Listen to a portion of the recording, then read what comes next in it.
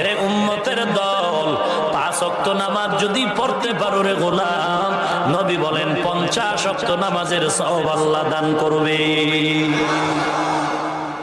এশার নামাজ বা জামাত আদায় করে যদি কেউ ঘুমায়, আবার ঘুম থেকে উঠে যদি ফজরের নামাজ আদায় করে নাও, সারা রাত ঘুমানোটাও ইবাদতের পাল্লায় দেওয়া হবে।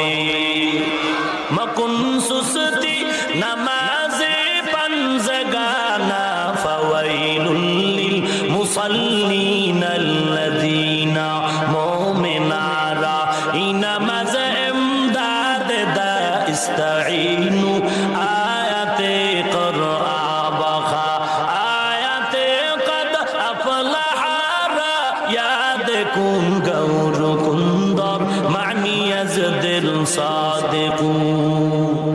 নামাজ লাগবে নি বছরে একদিন।